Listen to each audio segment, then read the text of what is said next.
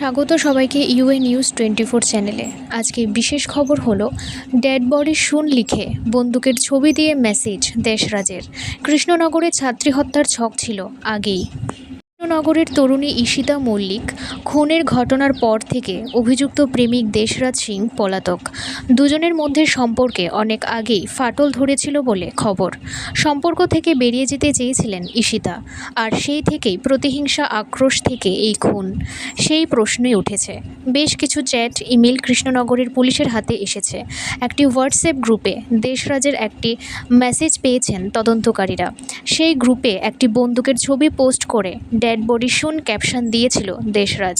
তাহলে কি আগেই খুনের ছক কষে ফেলেছিল সে? সেই প্রশ্ন উঠেছে। পুলিশ জানিয়েছে সম্পর্ক শেষ করতে চাইছিলেন ঈশিতা। সম্পর্ক বাঁচাতে দেশরাজ তাকে ইমোশনাল ব্ল্যাকমেল করতে থাকে। নিজের হাত কাটা, গলায় দড়ি দিয়ে আত্মহত্যার চেষ্টার ভিডিও দেশরাজ তাকে পাঠিয়েছিল, কিন্তু তাতেও মন গলেনি ঈশিতার। তারপরে কি তাকে খুনের ছক করা হয়? সেই প্রশ্ন আরও জোরালো হয়েছে।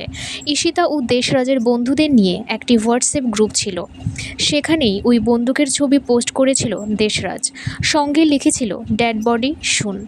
কার মৃতদেহের কথা বলেছিল সে? এই প্রশ্নের উত্তর এখন স্পষ্ট। প্রাথমিক তদন্তে পুলিশের অনুমান, উত্তরপ্রদেশের গোরক্ষপুরের খুড়তুতো ভাই নিতিন প্রতাপ সিংয়ের সঙ্গে আগেই যোগাযোগ করেছিল দেশরাজ। দুজন মিলেই কি ওই তরুণীকে খুনের পরিকল্পনা করে? সেই প্রশ্ন থাকছে। দেশরাজ আদতে উত্তরপ্রদেশের বাসিন্দা। বাংলায় উত্তর 24 পরগনার বীজপুরে থাকত। কৃষ্ণনগরের বাড়িতে ঢুকে ঈশিতাকে নৃশংসভাবে খুনের পর উত্তরপ্রদেশে দেশরাজ পালিয়েছে বলে পুলিশ মনে করছে। দেশরাজকে ধরতে কৃষ্ণনগর পুলিশের 3টি দল উত্তরপ্রদেশের 3টি ভিন্ন ঠিকানায় পৌঁছেছে। সার্চ ওয়ারেন্টের ভিত্তিতে দেশরাজের বাড়িতে তল্লাশি চালানো হয়েছে। সেখান থেকে একটি সিম কার্ড উদ্ধার হয়েছে বলে খবর। সেই সিম কার্ড থেকে তদন্তে গুরুত্বপূর্ণ সূত্র পাওয়া যেতে পারে বলে মনে করছে তদন্তকারীরা। কে দেশরাজকে খুন করতে সাহায্য করেছে, আর কেই বা দেশরাজকে পালাতে সাহায্য করেছে, সেই তথ্যও জানার চেষ্টা করছে পুলিশ।